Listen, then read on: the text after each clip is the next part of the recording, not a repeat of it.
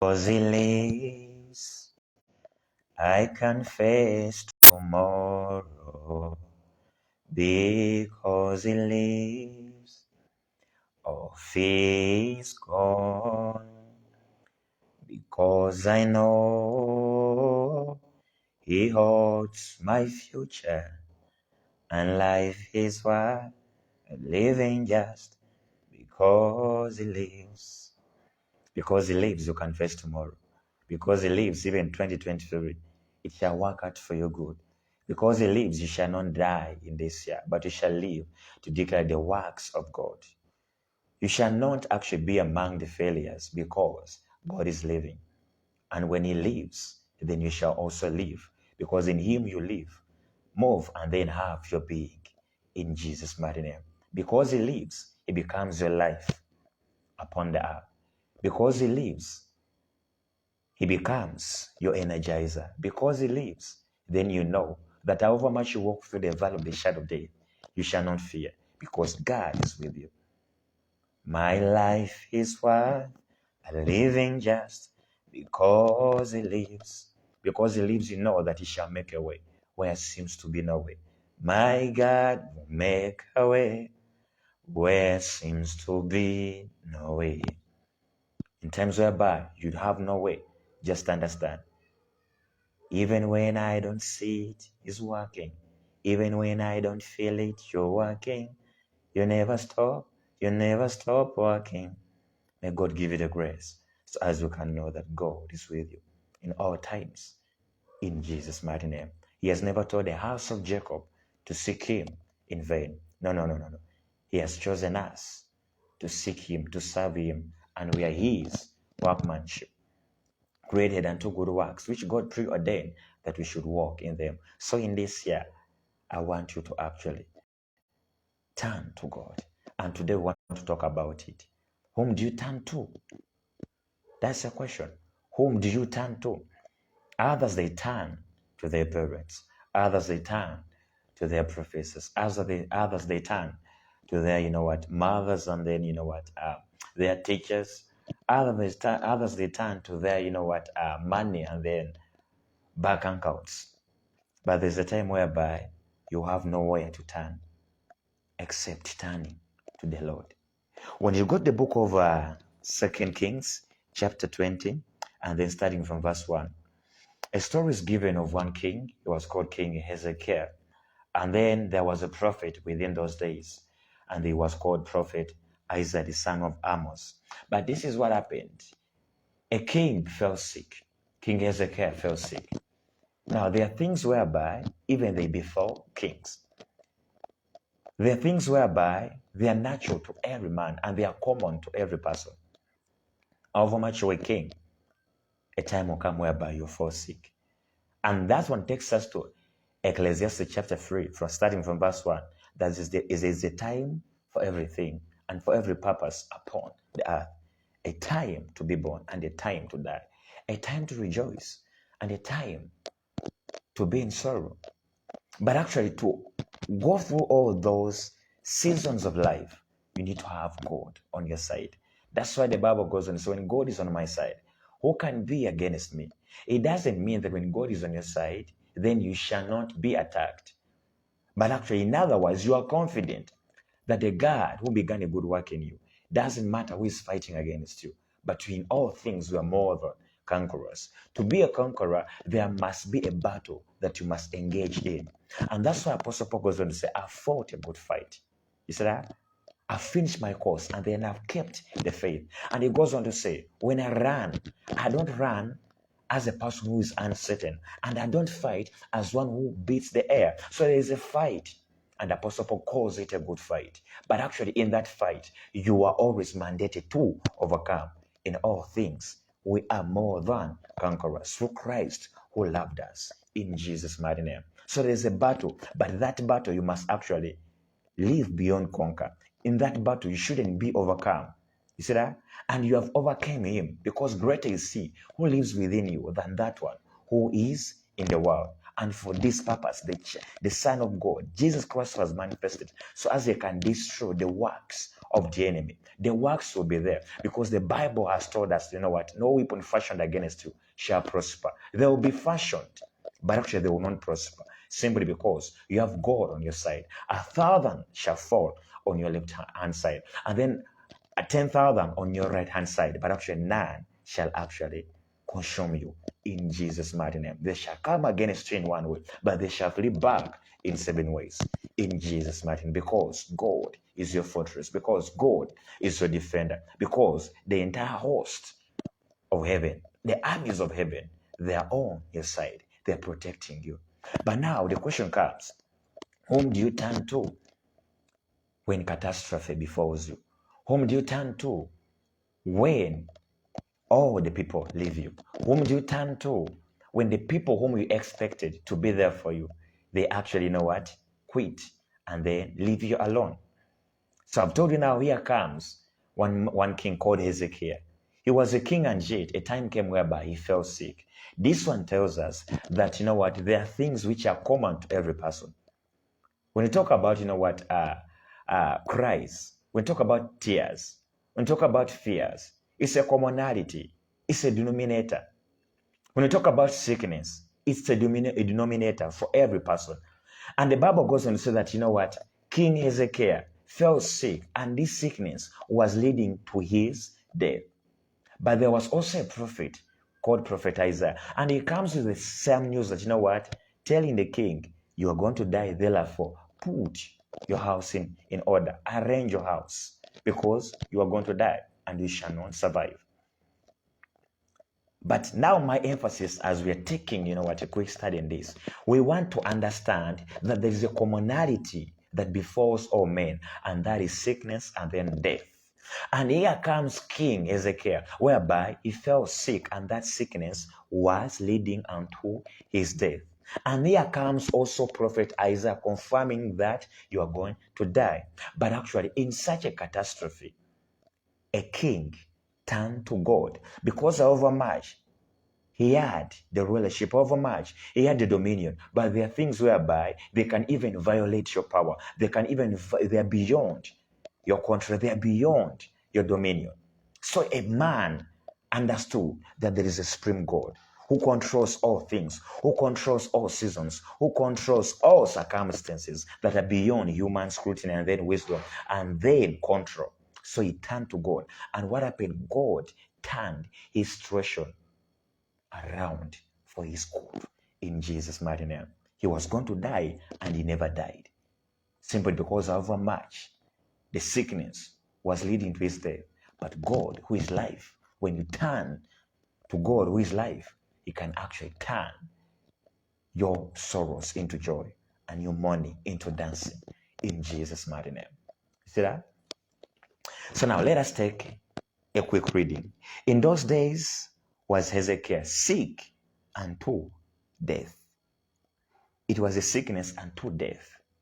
And the prophet Isaiah the son of Amos came to him and said unto him, thus says the Lord, set your house in order, for you shall die and not live.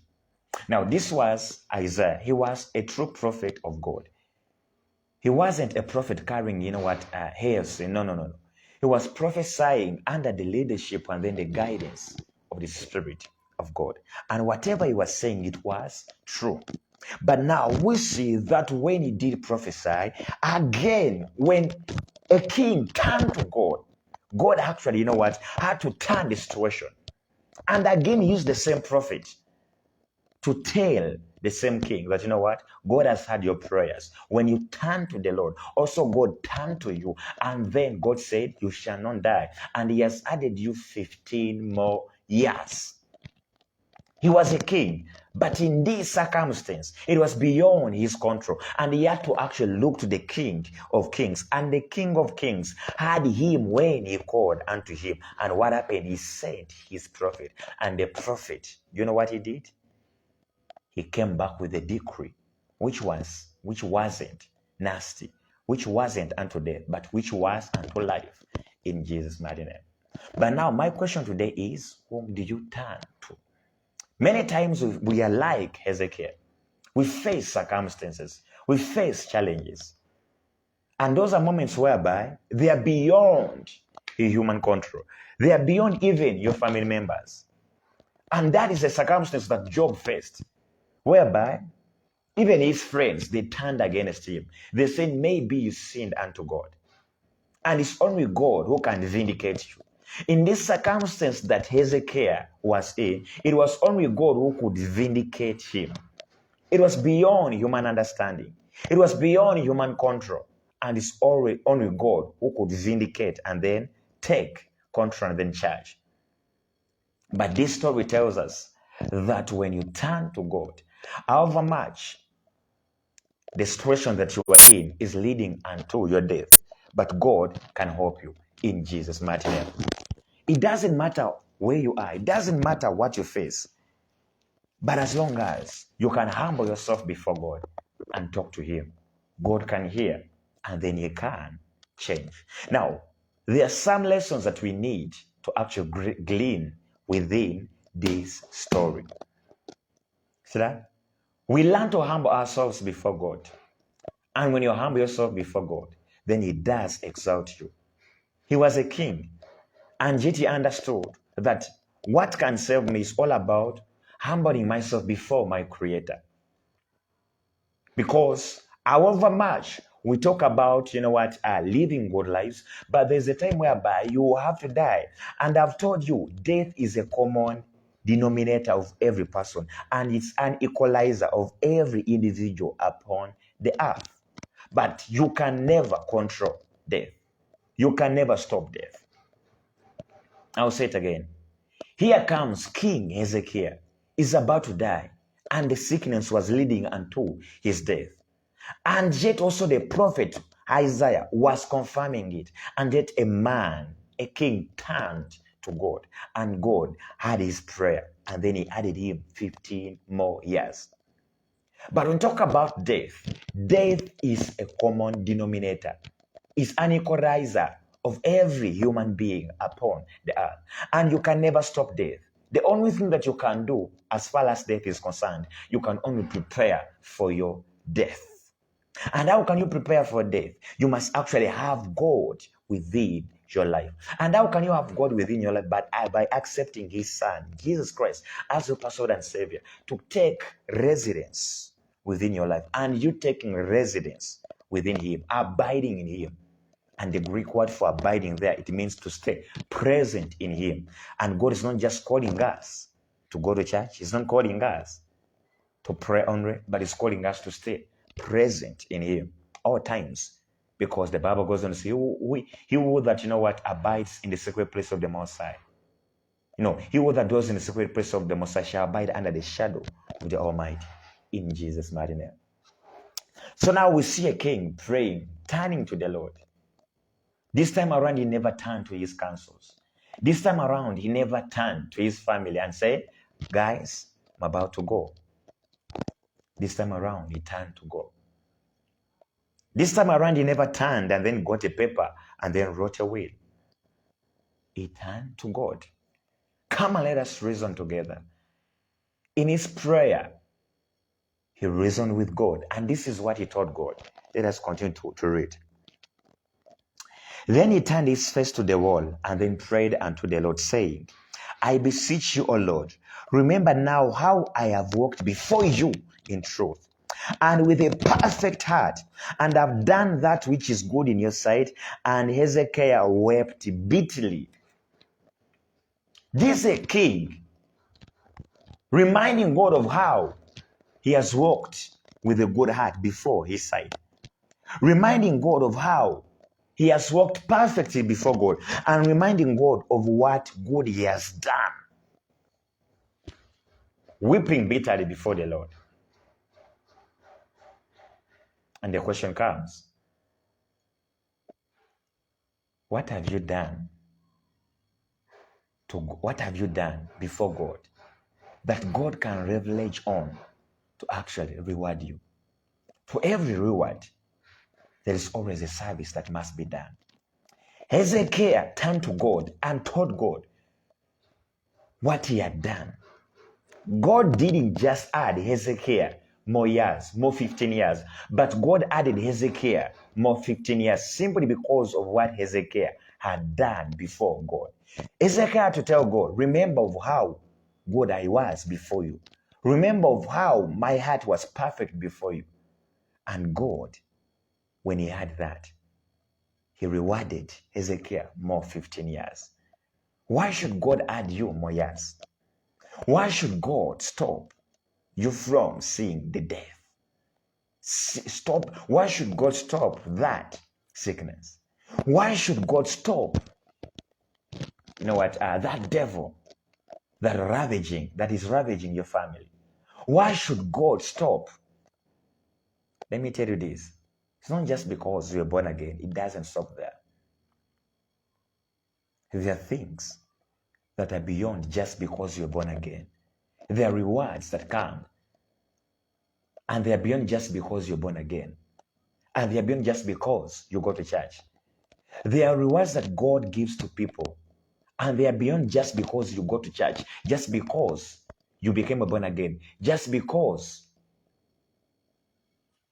you respond to the altar call. And those rewards, they are given to people who actually served God. Hezekiah served God. And at his point of death, he told God, remember how I've walked perfectly before you. Remember the good I've done. There are rewards that are given to people who have done something to God, not people who have done nothing to God. Yes, I understand you responded to the altar call. Yes, I understand you go to church, but it doesn't stop there. We must see you working out your salvation with fear and then trembling. And we must see you working out the good works which God preordained that you should walk in them, becoming Christ's workmanship as far as your living upon the earth is concerned. And God will leverage on that to actually bless you, to actually will give you rewards in Jesus' mighty name. Am I preaching to somebody there? But again, this text tells us that we must be people who have a working relationship with God. Don't you dare say that when this guy fell within the trouble, that's when he remembered God. This guy is giving a report of how he was doing the good things, of how his heart was perfect before God. You see that? He's telling God of whatever good he was doing. But these days we run to God when you're in trouble. We remember God when in trouble. But this guy, however much, he was not in trouble. He was remembering God, and then he was doing whatever God was telling him to do. It's unfortunate that we remember God in the bad times. When you talk about Hezekiah, when he was told by prophet Isaiah that you're going to die, a guy never ambushed God and then he said, God, please don't let me die. A guy was actually having a working relationship with God, because in his report, he told God, remember of how I have been moving within your presence with a perfect heart. The good things that I've done for you. In other words, this guy was doing whatever God was commanding him to do. And actually, he was doing the good works. And by that, God rewarded him more 15 years in Jesus' mighty name. That's what we call rewards of service. Why should God add you more years? Why should God fight your enemies? Why should God give you whatever you want? Why should God elevate your ministry? There must be a track record of the good works. There must be a track record of walking uprightly with God in Jesus' mighty name. So today we have learned about Hezekiah. May God give you the grace so as you can walk right with God. So as you can actually have a perfect heart before God. Yes, no man is perfect. I'll say this. Hezekiah, had to remind God of how he had walked with God perfectly. Okay, yes, no man is perfect. But let me tell you, there are people who are working out their salvation with fear and then trembling. There are people who are like Joseph. When they see evil, they are quick to leave it and run away. However much Potiphar's wife gives them, many things.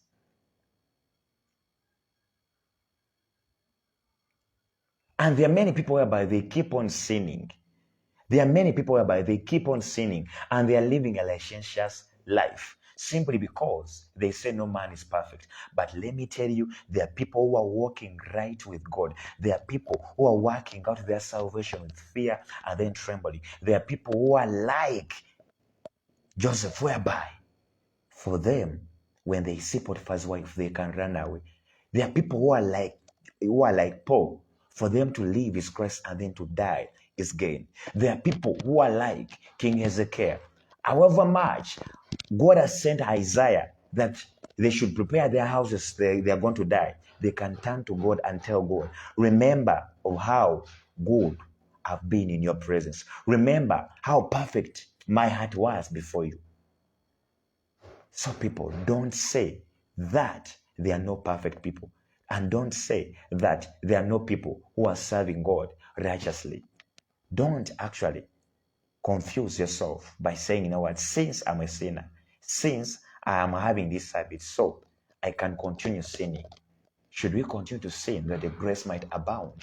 No, no, no, no, no, no. We shouldn't live in that.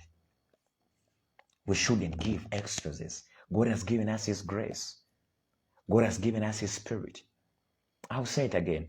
Don't give excuses of saying that I'm not perfect. No, there are people who are walking rightly with God. They're utilizing the grace of God. They're actually utilizing also the imputed righteousness of God upon their lives. And they are working out their salvation with fear and then trembling. For them to live is Christ and to die is gain. They are utilizing the Spirit of God, whereby is guiding them into all truth. And they are shunning away from all evil. Like Joseph, they can't sleep with Potiphar's wife. Whether it means to go and to go in the prison, they are ready to go.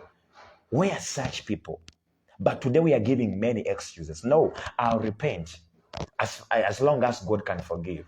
No, there are people whereby they say, no, we shall not bow down to Baal. We shall not bow down to the golden image. We shall serve God, whether to die, let us die. But however much you cast us in the fire, our God shall deliver us. However much He doesn't deliver us, we are believing in our God. We are such people, whereby they don't give excuses, but they are willing to die for their faith. They are willing to walk with God, with fear and then trembling, in Jesus' mighty name. See that? So may God give you the grace that in all your circumstances, may you turn to God, tell it to God, pray to God, and God, who hears, shall reward you in Jesus' mighty name. As God rewarded Hezekiah 15 years, also when you talk to God, He shall reward you as far as you've been walking rightly with Him. Because what God, no, the reasons why God added Hezekiah more years is because a guy was walking perfectly before Him. A guy was actually doing the good things that God was commanding him. So people, turn to God and God will hear you in Jesus' mighty name. Be blessed. I love you.